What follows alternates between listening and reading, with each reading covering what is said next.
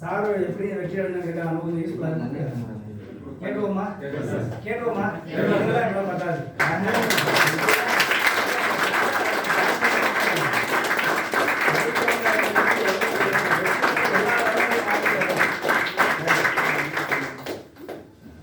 Thank you. Good morning.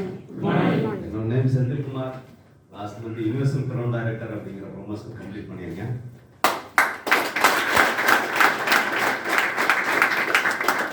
ரொம்ப ஒரு ஹாப்பியாக இருக்கு. ஏன்னா இந்த வாய்ப்புங்கிறது என்னை துரத்தி கொடுத்தாரு. என்னை சேர்த்து என்னுடைய நண்பர் வந்து கார்த்திக் நந்தகுமார்னு என்னுடைய நண்பர் தான் என்னை அதை கொடுத்தாரு. நான் வேண்டான்னு சொன்னேன். ஏன்னா ப்ரீவியஸ் கம்பெனியில் பண்ணிட்டு இருக்கும்போது அதில் சில இஷ்யூஸ் இருந்தது. அப்போ அவர் வந்து கொடுத்தாரு. அப்போ அது கொடுக்கும்போது எனக்கு ஒரு பெரிய ஹோப்பே இல்லை. ஏன்னா அங்கே இருக்க ப்ராடக்ட் வேல்யூ தான் ரொம்ப பெருசு. கால்சியமே 1350 ரூபா. இங்கே 270 ரூபா 230 ரூபா கால்சியமே விலை அதிகம்னு சொல்கிறோம். எனக்கு நான் ஒரு 3 வருஷம் வெஸ்டீஜ் பண்ணவே இல்லை. ஜாயின் பண்ணிட்டு ஏன் பண்ணலைன்னா இதில் இருக்கிற விலை கம்மியான விலை விற்றீங்கன்னா லாபமும் கம்மியாக தானே இருக்கும். அப்போ எப்படி இதில் பெரிய ஆள் ஆகுறது, இதில் வந்து நம்ம சம்பாதிக்க லேட் ஆகணும்னு அந்த மைண்ட் செட்லேயே ஒரு 3 வருஷம் இந்த வெஸ்டீஜே பண்ணாங்க. அப்புறம் பாடி சாரோட மீட்டிங் பார்க்கும்போது எனக்கு ஒரு பெரிய நம்பிக்கை கிடைச்சது. ஆக இந்த பிஸ்னஸை ரொம்ப ப்ரொஃபஷனலாக எடுத்துகிட்டு இருக்காங்க. இங்கே நம்ம இஷ்டத்துக்கு செய்யக்கூடாது, இங்கே இருக்க சிஸ்டத்துக்கு செய்யணும் அப்படிங்கிறத புரிஞ்சுக்கிட்டேன் நான். அப்போ இங்கே கம்பெனியில் ஒரு சிஸ்டம் இருக்குது. இங்கே சொல்லிக் கொடுக்குற மாதிரி நம்ம செஞ்சோம்னா தான் வெற்றி அடைய முடியும்னு அதுக்கு அப்புறம் தான் வெஸ்டீஜ் பிஸ்னஸை கொஞ்சம் சீரியஸாக எடுக்க ஆரம்பித்தேன். அதுலேருந்து 3வது மாதம் கிரவுண்ட் டைரக்டர் அப்படிங்கிற ப்ரொமோஷனை கம்ப்ளீட் பண்ணேன். அதுக்கப்புறமேட்டு இடையில இந்த கோவிட் இந்த மாதிரி சுச்சுவேஷன்ஸ்லாம் ஆகிடுச்சு. Last month universal ground director அப்படிங்கிறதெல்லாம்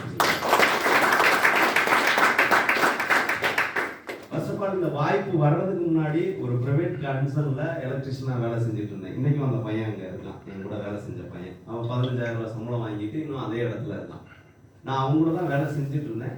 அப்போ எனக்கு அந்த கம்பெனிக்கு போகும்போது எனக்கு 2 விஷயம் பிடிக்காது. ஏன்னா எப்பயுமே நேரத்துக்கு போக மாட்டேன். ஏன்னா நமக்கான வேலை இல்லை அது. யாருக்கோ ஒருத்தருக்கு நம்மளுடைய உழைப்பையும் மூளையையும் கொண்டு போய் அடமானம் வைக்கிறோம். அடமானம் வச்சுட்டு அவங்க கொடுக்குற சொற்ப காசை வாங்கிட்டு வரோம். அப்போ இதில் அவரோட வாழ்க்கை தான் மாறுமே ஒழிச்சு நம்ம வாழ்க்கை மாறுமா? வேலைக்கு போகிற யாராவது கோடீஸ்வரன் ஆயிருக்காங்களா? அப்போ நமக்கான ஏதோ ஒரு விஷயம் பண்ணணும் அப்படின்னு சொல்லிட்டு வெளியில் வந்து நிறைய பிஸ்னஸ் பண்ணேன். அப்போ எங்கள் அப்பாவை கடைக்காரன் ஆகிட்டேன். ஏன்னா அவர் வச்ச மொத்த சேவிங்ஸையும் காலி பண்ணிட்டேன். எங்கள் அப்பா திருப்பி என்கிட்ட சார் டே நீ ஒழுங்காக வேலைக்கு போறியா இல்லையா அப்படின்னு சொல்லி என் கூட சண்டை போட ஆரம்பிச்சிட்டேன். சரி அப்புறம் வேறு வழி இல்லாமல் வேலைக்கு போனேன். அப்புறம் வீட்டில் பார்த்தாங்க இவன் இப்படியே வெட்டியாக சுற்றிட்டு இருப்பான்னு கல்யாணம் பண்ணி வச்சுட்டாங்க. அப்புறம் இன்னும் ப்ராப்ளம் கல்யாணம் ஆனவுடனே ப்ராப்ளம் இன்னும் அதிகமாகிடுச்சு. அப்போ திருப்பி நம்ம வேலைக்கு போனோம்னா திருப்பியும் லைஃப்பை லீட் பண்ண முடியாதுன்னு சூழ்நிலை ஏற்படும் போது அப்புறம் தான் வாய்ப்பை தேடும்போது இந்த வெஸ்டீஜ் வாய்ப்பு கிடைச்சது. அப்போ தொடர்ச்சியாக பண்ண ஆரம்பித்தேன்.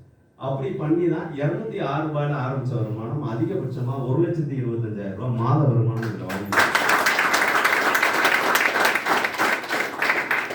கிட்டத்தட்ட வந்து பார்த்தீங்கன்னா ஒரு 5 முறை வெளிநாடு டூர் போயிருக்கேன். என்னுடைய குழுவில் 8 நபர்களை டூர் கூப்பிட்டு போயிட்டு வந்திருக்கேன். ஒரு 9 லட்ச ரூபா மதிப்புள்ள வேகனார் கார் வாங்கியிருக்கேன் இந்த வியாபாரத்துக்கு மூலியமாக.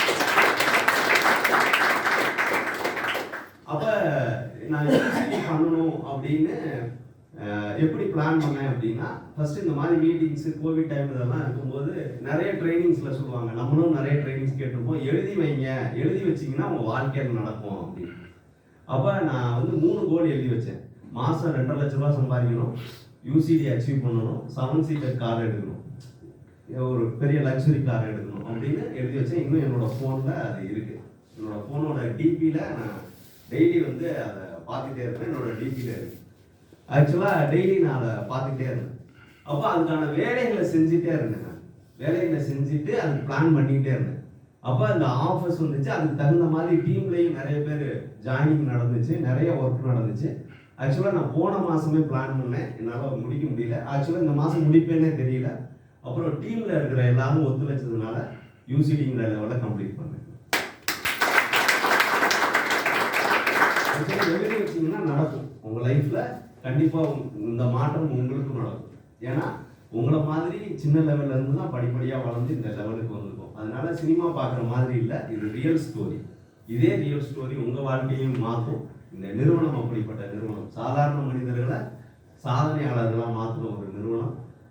ஒரு பெரிய பேனர் கீழே ராஜன் சாருங்கிற ஒரு பெரிய பேனர் கீழே நம்மலாம் வர்றோம். எல்லாருக்குமே இந்த நேரத்தில் நான் நன்றி சொல்லிக்கிறேன். என்னுடைய குழு நண்பர்களுக்கு, கம்பெனியோட எம்டிஸ் பாலி சாருக்கு. ஏன்னா இப்படிப்பட்ட வாய்ப்பு வந்து இப்போ பாருங்க, யூசிடி ஒரு கௌதம் சார் சொன்ன மாதிரி மெயில் தான் போடுவாங்க. இன்னைக்கு கூப்பிட்டு வச்சு இன்னைக்கு நம்மளை இவ்வளோ தூரம் ஹானர் பண்ணுறாங்க. அப்போ இந்த மாதிரியான ஒரு வாய்ப்பு வந்து வெஸ்டீஜில் இருக்கு. ப்ளஸ் இதில் இருக்கிற ப்ராடக்ட்ஸு, எப்படிப்பட்ட ப்ராடக்ட், இந்த ப்ராடக்ட்லாம் கொடுத்த நிறுவனம், அப்புறம் நம்மளுடைய ஸ்பான்சர்ஸ். முக்கியமாக இந்த யூசிடி ப்ரொமோஷன் வர்றதுக்கு எனக்கு ரொம்ப ஹெல்ப் பண்ணது முத்தையா சார் தான். ஏன்னா சார் வந்து நிறைய இடங்கள்ல எனக்கு மீட்டிங்ஸ் எல்லாம் நிறைய பண்ணி கொடுத்து பெரிய அளவுக்கு சப்போர்ட் பண்ணியிருக்காங்க. அப்போ எல்லாருடைய கூட்டு முயற்சியில தான் நான் வந்து வெற்றி அடைஞ்சிருக்கேன். தனி மனிதனாக இதில் வெற்றி அடைய முடியாது, வெற்றி அடையலை. அப்போ எல்லாருடைய உழைப்பு, எல்லாருடைய ஒரு கூட்டு முயற்சியாக தான் இந்த நிலையை அடைஞ்சிருக்கேன். கண்டிப்பாக உங்களுக்கும் அதே வாய்ப்பு, அதே சப்போர்ட் எல்லாருக்குமே இருக்குது. எல்லாருமே சேர்ந்து வெற்றி அடையலாம். விஷயம் தேங்க்யூ.